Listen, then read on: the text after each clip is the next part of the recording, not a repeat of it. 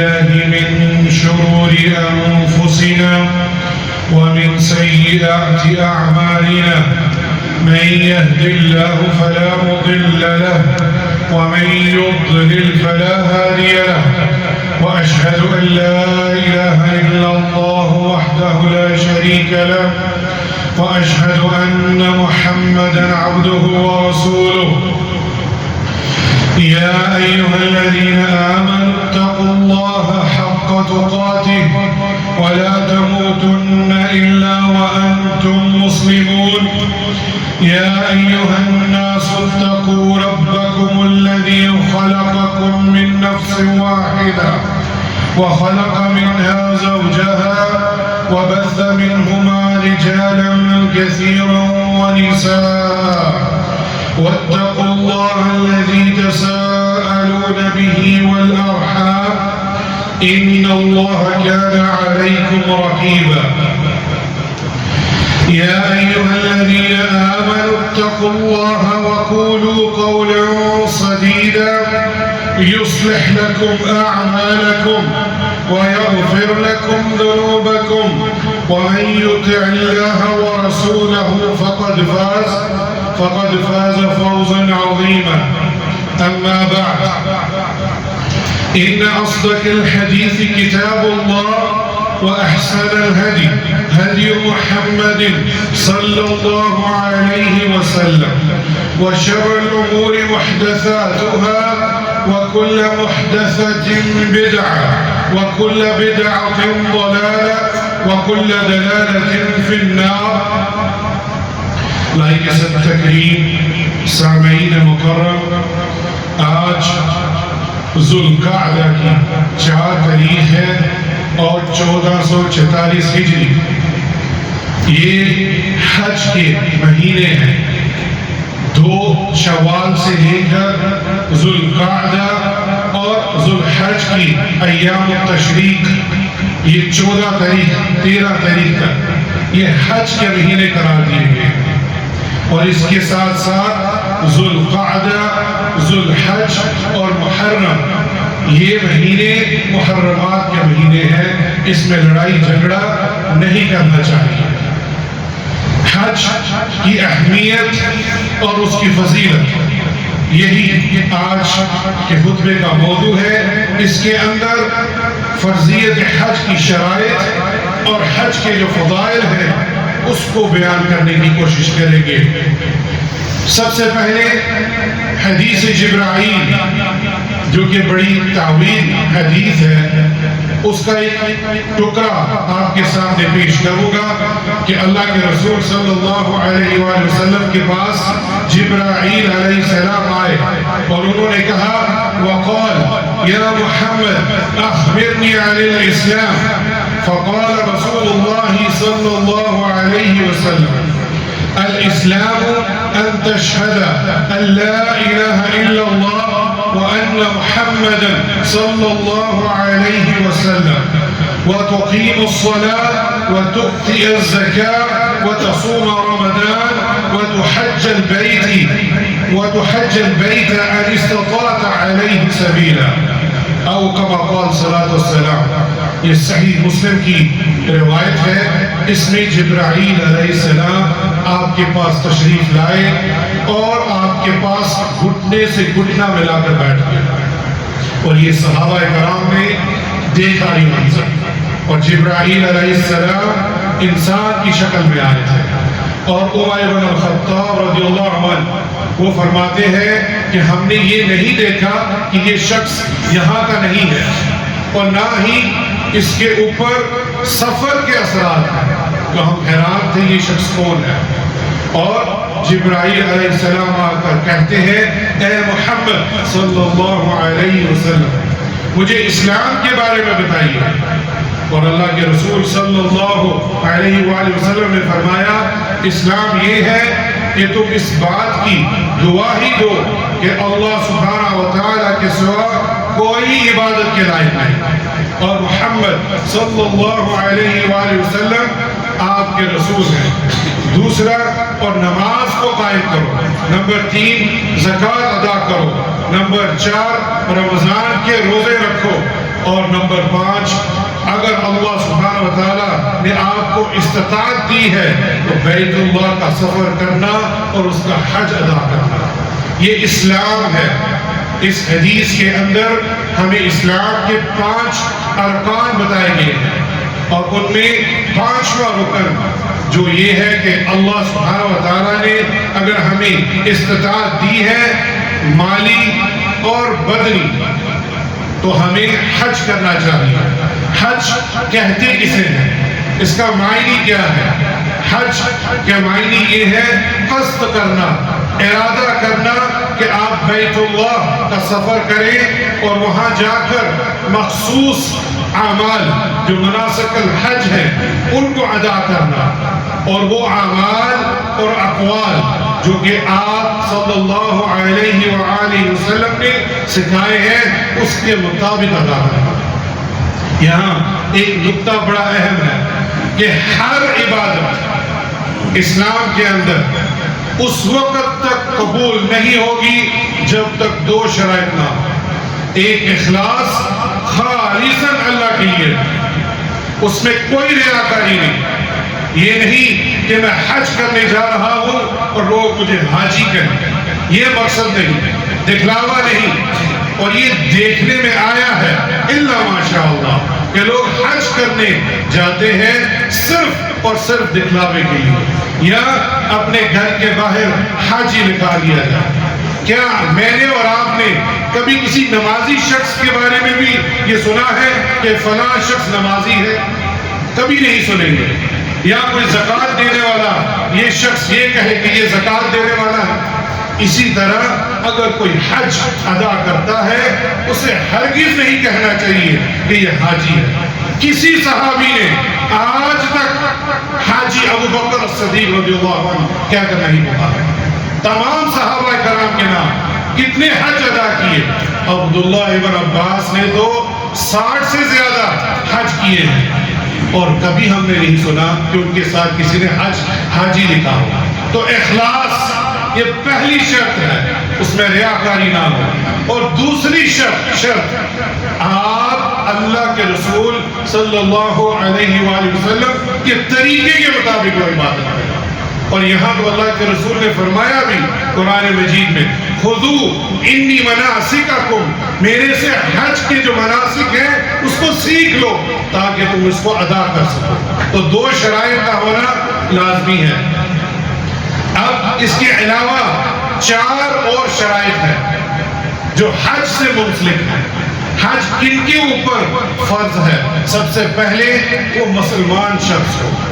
اگر کوئی شخص کافر ہے اور اپنی کفر کی حالت میں حج کر بھی لے تو اس کا حج قبول نہیں ہوگا، اسے اسلام قبول کرنے کے بعد حج ادا کرنا ہوگا۔ نمبر 2، عاقل شخص، مجنون نہ ہو۔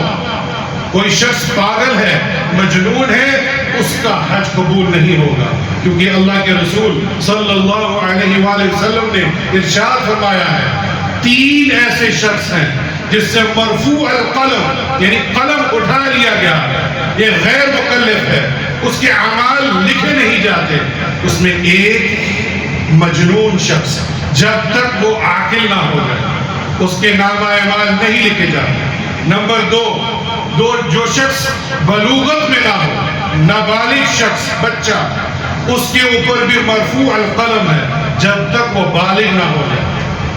اور نمبر 3، ایسا شخص جو سویا ہوا ہو، اس سے مرفوع القلم، قلم اٹھا لیا جاتا ہے جب تک وہ جاگ نہ جائے۔ تو یہاں جو دوسری شرائط ہے فرضیت کی کہ وہ شخص عاقل ہو، اور اسی طرح تیسری شرط وہ بالغ ہو۔ بالغ شخص ہوگا تو اس کے اوپر فرضیت کا جو عمل ہے حج کرنے کا وہ اٹھ لیا جائے گا۔ یہاں رکوں گا، کیا بچہ حج نہیں کر سکتا؟ ایسا نہیں ہے، بچہ حج کر سکتا ہے۔ سیدنا عبداللہ ابن عباس رضی اللہ عنہما سے روایت ہے کہ ایک عورت نے حج کے میدان میں اپنے بچے کو بلند کر دیا اور فرمایا یا رسول اللہ کیا یہ حج کر سکتا ہے؟ تو اللہ کے رسول صلی اللہ علیہ وآلہ وسلم نے فرمایا نعم وَلَكِ عَجْرٌ، لیکن اس کا اجر تمہیں ملے گا۔ یہ بچہ حج کر سکتا ہے لیکن اس کا اجر تمہیں ملے گا. یہ صحیح مسلم کی روایت ہے. اب یہاں اس بچی کا اجر تو والدین کو ملا لیکن اس کا یہ حج فرض حج سے کفایت نہیں کرے گا. بالغ ہونے کے بعد اگر وہ مستطیع یعنی اللہ نے اس کو استطاعت دی ہے تو یہ حج دوبارہ کرے گا بچہ تاکہ اس کا یہ حج فرضیت میں آ جائے. چوتھی شرط استطاعت. اللہ سبحانہ و تعالیٰ نے حج کیونکہ حج کرنے کے لیے آپ کو مالی اور جسمانی دونوں طاقت چاہیے تو اس کے لیے اللہ سبحانہ و تعالیٰ نے ارشاد فرمایا ہے سورہ آل عمران کے اندر وَلِلَّهِ عَلَى النَّاسِ حِجُّ الْبَيْتِ مَنِ اسْتَطَاعَ عَلَيْهِ سَبِيلًا کہ اور لوگوں پر اللہ سبحانہ و تعالیٰ کے لیے بیت اللہ کا حج فرض ہے اس کی طرف راستے کی استطاعت رکھتے ہوئے. تو یہاں استطاعت جو کہ اس کی مالی بھی ہو اللہ نے اگر اس کو اضافی مال دیا ہے اور بدنی بھی اس کی طاقت بھی ہو وہاں تک سفر کرنے کی. اور یہاں اللہ کے رسول صلی اللہ علیہ وآلہ وسلم سے پوچھا گیا کہ یا رسول اللہ استطاعت کے بارے میں آپ ہمیں بتائیے تو اللہ کے رسول صلی اللہ علیہ وآلہ وسلم نے فرمایا الزاد والراحلۃ زاد سفر اور سواری کا انتظام. اور یہ ابن ماجہ اور صحیح الترغیب کے اندر شیخ ناصر الدین البانی نے صحیح قرار دیا ہے. اگر کوئی شخص مالی طاقت تو رکھتا ہے لیکن جسمانی طور پر حج کے قابل نہیں ہے تو اس پر لازم ہے کہ وہ شخص کسی ایک ایسے شخص کو مقرر کرے جو پہلے حج کر چکا ہے. اس کو حج بدر کہا جاتا ہے. ایک شخص بزرگ ہو چکا ہے یا دائمی مریض ہے اور وہ نہیں سفر کر سکتا کیونکہ اس کا جسم طاقت نہیں ہے تو اس شخص کے اوپر یہ فرض ہے اگر استطاعت ہے مالی طور پر وہ ایک ایسے شخص کو مقرر کرے جو اس کے بہاف پر وہ حج کرے گا. لیکن شرط یہ ہے کہ وہ شخص پہلے حج کر چکا ہو اپنا. اس کے بارے میں اللہ کے رسول صلی اللہ علیہ وآلہ وسلم سے ایک حدیث ہے سیدنا عبداللہ ابن عباس رضی اللہ عنہما کہ جوہینہ قبیلے سے ایک عورت نبی کریم صلی اللہ علیہ وآلہ وسلم کے پاس آئی اور کہنے لگی میری والدہ نے حج کرنے کی نظر مانی تھی مگر وہ حج کی ادائیگی سے قبل ہی فوت ہو گئی تو کیا میں اس کی طرف سے حج کر سکتی ہوں؟ تو اللہ کے رسول صلی اللہ علیہ وآلہ وسلم فرمایا ہاں اس کی طرف سے تم حج کرو. تو یہ حدیث صحیح ہے امام بخاری اور امام مسلم لے کر آئے. تو یہاں یہ قاعدہ یہ حدیث ہمیں بتا رہی ہے کہ اگر کوئی ہمارے والدین حج نہیں کر سکے اور ان کا ارادہ تھا تو آپ اس کے بہاف پر بھی حج کر سکتے ہیں. اللہ اکبر. یہ فرضیت آپ بھی ادا کر سکتے ہیں لیکن شرط یہی ہے کہ وہ پہلے اپنا حج فرضیت کا کر چکا ہے. اس میں اس کی بیٹی بھی ہو سکتی ہے اور اس کا بیٹا بھی ہو سکتا ہے. اور یہاں یاد رکھیں کہ عورت کے لیے ان شرائط کے علاوہ ایک اور شرط بھی ہے وہ یہ ہے سفر حج کے لیے اسے محرم کا ساتھ ہونا ضروری ہے. وہ محرم کے بغیر نہیں جا سکتی کیونکہ اللہ کے رسول صلی اللہ علیہ وآلہ وسلم نے فرمایا متفق علیہ حدیث امام بخاری اور امام مسلم نے کہا ہے لا تسافر المرأة الا مع ذي المحرم او كما قال صلی اللہ علیہ وسلم عورت سفر نہ کرے مگر محرم کے ساتھ. یہاں یہ نقطہ بڑا اہم ہے. ایک عورت مالی طور پر بھی استطاعت رکھتی ہے اور جسمانی طور پر بھی استطاعت رکھتی ہے لیکن اس کا محرم نہیں ہے اس کا خاوند نہیں ہے اس کا بیٹا نہیں ہے جو بھی محرم رشتے ہیں جس سے نکاح نہیں ہو سکتا تو اس کے اوپر اللہ سبحانہ و تعالیٰ نے حج فرض نہیں کیا ہے. حالانکہ اس کے پاس مال بھی ہے اور اس کے پاس طاقت بھی ہے لیکن محرم نہیں ہے تو اس کے اوپر یہ فرض نہیں ہوتا. یہاں ایک ہیلا بہانہ بنایا جاتا ہے کہ عورتوں کو ایک گروپ کے ساتھ بیچ دیا جاتا ہے. یہ درست نہیں ہے.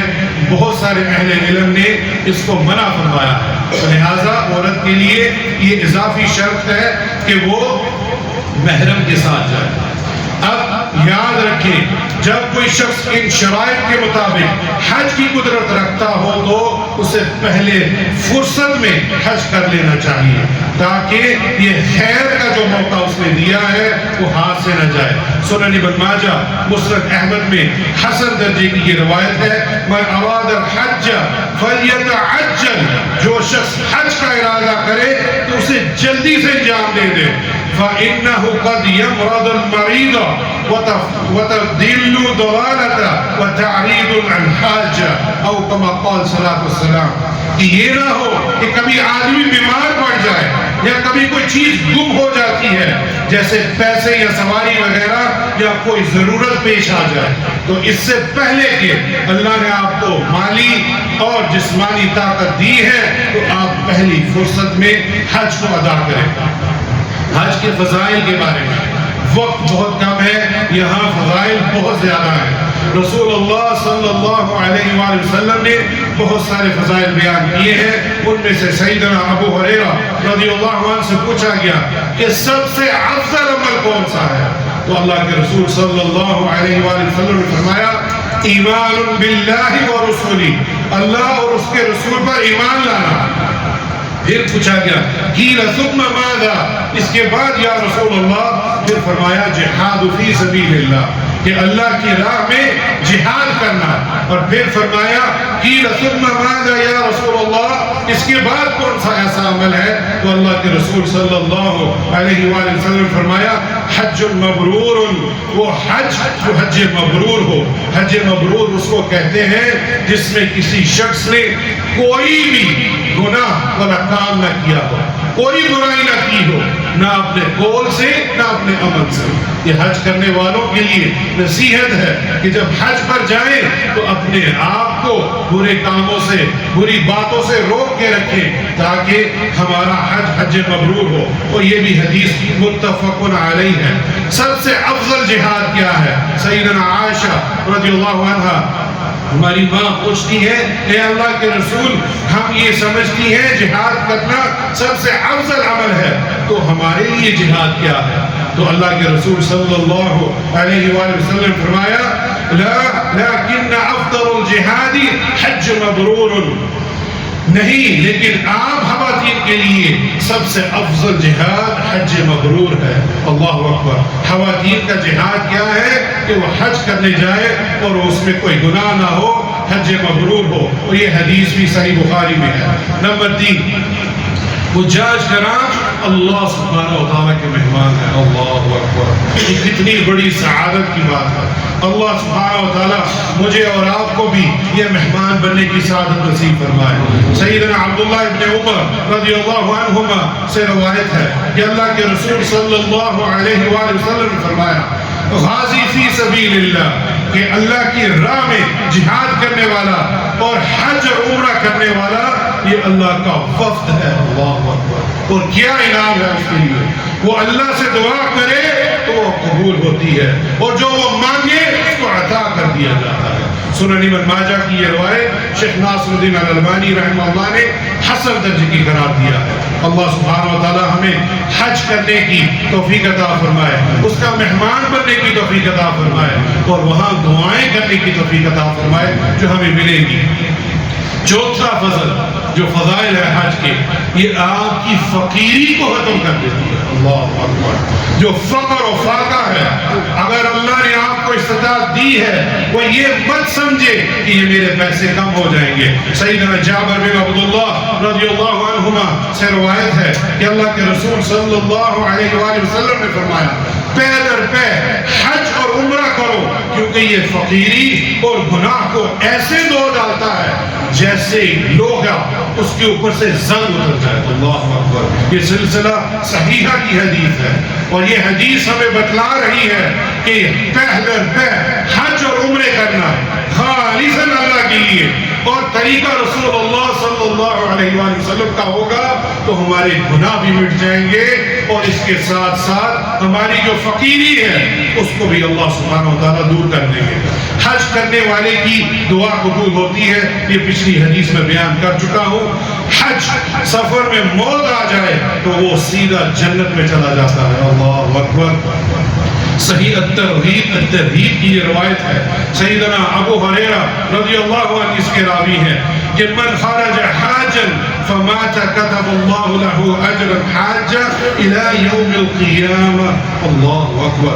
یہ حج کرنے کے لیے نکلے تو راستے میں وہ فوت ہو جائے، اس کے لیے قیامت کے دن تک حج کا ثواب لکھ دیا جاتا ہے. اللہ اکبر. وہ شخص وفات پا چکا ہے اور قبر میں ہے، لیکن جب تک قیامت نہیں آئے گی اس دن تک اس کے لیے حج کا ثواب لکھ دیا جائے گا. اور اسی حدیث کے اندر اگر کوئی شخص عمرہ کرنے نکلے اور وہ فوت ہو جائے تو اس کے لیے بھی یہی انعام ہے کہ قیامت تک اس کے لیے عمرے کا ثواب لکھ دیا جائے گا. اسی طرح عبداللہ ابن عباس رضی اللہ عنہما سے روایت ہے کہ ایک آدمی جس نے رسول اللہ صلی اللہ علیہ وآلہ وسلم کے ساتھ عرفات میں وقوف کیا، اسے اچانک اس کی اونٹنی نے نیچے گرا دیا اور اس کی گردن ٹوٹ گئی. تو اللہ کے رسول صلی اللہ علیہ وآلہ وسلم نے فرمایا کہ یہ وفات پا گیا ہے، وَأَغْسِلُوهُ بِمَاءِ صِدْرٍ، پانی اور بیری کے پتوں سے اسے غسل دو، اور احرام کے 2 کپڑوں کا کفن جو اس نے احرام پہنا ہے اسی میں رکھو، لیکن خوشبو نہ لگانا اور نہ اس کو سر چھپانا، کیونکہ یہ اللہ سبحانہ و تعالیٰ کے پاس قیامت کے دن لبیک کہہ کر اٹھے گا. یہ صحیح بخاری اور صحیح مسلم کی روایت ہے. اسی طرح حج جو ہے وہ گناہوں کو مٹا ڈالتا ہے، اور یہاں 3 ایسے شخص ہیں. ایک کافر جب مسلمان ہو اس کا سارے گناہ مٹا دیے جاتے ہیں، اور ایک جو کفار دار الحرب سے مسلمان ہجرت کرے اس کی گناہ معاف ہو جاتے ہیں. اللہ. اب اپوزٹ ہے، ہم دار الاسلام سے دار الکفر ہجرت کرتے ہیں، والعیاذ باللہ تعالی. اور تیسرا، اگر کوئی شخص حج پر جائے اور اس کے سارے گناہ معاف ہو جاتے ہیں. یہ 3 ایسے ہیں. پہلا موقع ہمارے پاس نہیں ہے، الحمدللہ اللہ نے اسلام کی نعمت دی ہے. دوسرا، کبھی بھی دار الکفر میں ہجرت کے لیے نہ جاؤ، وہاں مقیم رہنے کے لیے، ہاں بزنس کرنے کے لیے، کاروبار کے لیے جا سکتے ہو، علاج کے لیے جا سکتے ہو، پڑھنے کے لیے جا سکتے ہو، لیکن وہاں مستقل رہنا یہ جائز نہیں ہے، یہ جائز ہرگز نہیں ہے. سورہ النساء کی آیت نمبر 99 اور 100 جا کر پڑھ بھی لیجئے گا. اور اگر کوئی شخص دار الحرب میں رہتا ہے اور اسلام کے ملک میں آ جائے تو یہ آسان نہیں ہے، اسے سب کچھ چھوڑنا ہے، اس کے سارے گناہ معاف ہو جائیں. اللہ. اور اسی طرح حج کی فضیلت کے حوالے سے کہ اللہ کے رسول صلی اللہ علیہ وآلہ وسلم نے فرمایا حج مبرور کا بدلہ جنت ہے، والحج المبرور لیس له جزاء الا الجنہ، کہ حج مبرور کا بدلہ صرف اور صرف جنت ہے. اور حج مبرور سے مراد وہ حج جس میں اللہ کی نافرمانی نہ کی گئی ہو. یہ بھی امام بخاری اور مسلم لے کر آئے ہیں.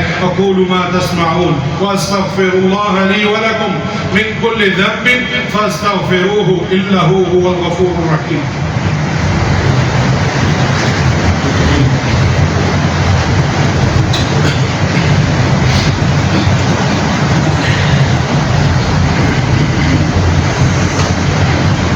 الحمد لله والصلاة والسلام على رسول الله وأشهد أن لا إله إلا الله وحده لا شريك له وأشهد أن محمدا عبده ورسوله. آخری مناسک حج کی فضیلت میں ایک شاندار حدیث ہے جو کہ سیدنا عبداللہ بن عمر رضی اللہ عنہما سے روایت ہے کہ جب تم بیت اللہ کا قصد کر کے گھر سے روانہ ہوتے ہو تو تمہاری سواری کے ہر قدم پر اللہ سبحانہ و تعالیٰ ایک نیکی لکھتا ہے اور ایک گناہ معاف کر دیتا ہے. اور جب تم وقوف عرفہ کرتے ہو تو اللہ سبحانہ و تعالیٰ آسمان دنیا پر آ کر فرشتوں کے سامنے حجاج کرام پر فخر کرتے ہوئے فرماتے ہیں اللہ کی ذات جیسے اس کی ذات شان کو لائق ہے.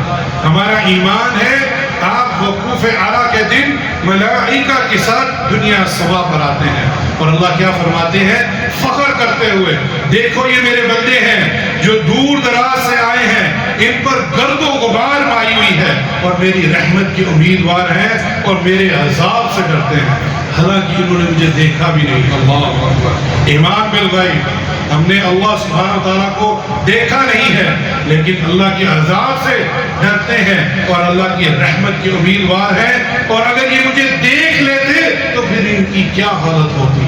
یہ اللہ سبحانہ وتعالیٰ فرما رہے ہیں۔ پھر اگر تمہارے اوپر تہ در تہ ریت کے ذرات کے برابر یا دنیا کے ایام کے برابر یا بارش کے قطروں کے برابر گناہ ہو تو اللہ سبحانہ وتعالیٰ ان تمام گناہوں کو تم سے دھو دیتا ہے، اور جب تم جمرات کو کنکریاں مارتے ہو تو اس کا اجر اللہ سبحانہ وتعالیٰ اپنے لیے ذخیرہ کر دیتا ہے، اور جب تم سر منڈواتے ہو تو ہر بال کے بدلے اللہ سبحانہ وتعالیٰ ایک نیکی لکھتا ہے۔ پھر جب تم طواف کرتے ہو تو اس طرح گناہوں سے پاک ہو جاتا ہے وہ شخص جیسے وہ آج ہی پیدا ہوا ہو۔ اللہ اکبر۔ یہ المعجم الکبیر للطبرانی وحسنہ الالبانی رحمہ اللہ، اور فی صحیح الجامع صغیر کی یہ روایت ہے۔ تو لہذا یہ بتانے کا مقصد استطاعت ہے، فوراً حج کیجئے، اس میں تاخیر مت کیجئے۔ آج حج کر چکے ہیں، بار بار کیجئے، یہ آپ کے گناہوں کو مٹا دے گا، آپ کے فقر کو مٹا دے گا۔ اللہ سبحانہ وتعالی ہمیں یہ حج ادا کرنے کی توفیق عطا فرمائے۔ ان اللہ وملائکتہ یصلون علی النبی یا ایھا الذین آمنوا صلوا علیہ وسلموا تسلیما۔ اللهم صل على محمد وعلى آل محمد كما صليت على إبراهيم وعلى آل إبراهيم إنك حميد مجيد.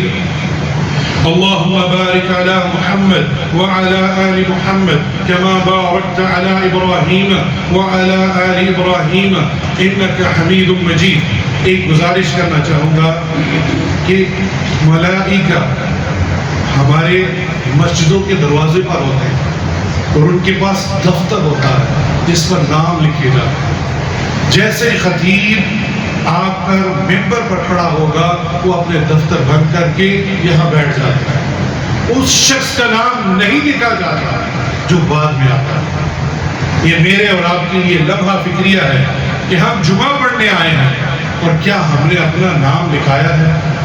اگر کسی فیکٹری میں شخص لیٹ آئے تو ہمیں معلوم ہے، ہم تجار بیٹھے ہیں کہ کیا کرتے ہیں، لیکن اس کی بھی فکر کریں کہ اگر کوئی شخص جمعے کے لیے آ رہا ہے اور امام جو خطیب ہے وہ خطابت کر رہا ہے، آپ کا نام تو لکھا ہی نہیں گیا۔ اس کے بارے میں غور کیجئے۔ اور دوسری گزارش بڑے ادب کے ساتھ، یہ سننا مہجورہ ہے، لوگ بھول چکے ہیں یہ سنت کو، کہ جب خطاب کرنے والا شخص خطیب منبر پر ہو اس کی طرف دیکھنا سب پر واجب ہے۔ یہ رسول اللہ صلی اللہ علیہ وآلہ وسلم سے ثابت ہے۔ ہمارے چہرے کیا خطیب کی طرف ہوتے ہیں؟ اس کا مقصد کیا ہے؟ یہ جو خطبہ میں بیان کر رہا ہوں یہ میرے لیے بھی حجت ہے قیامت کے دن، اور آپ کے لیے بھی حجت۔ جو علم آپ کو دیا جا رہا ہے اللہ اور اس کے رسول کا، اگر ہم توجہ سے نہیں سنیں گے تو پھر ہمیں کیا فائدہ ہوگا؟ اللہ سبحانہ وتعالی ہمیں ان دونوں باتوں پر عمل کرنے کی توفیق عطا فرمائے۔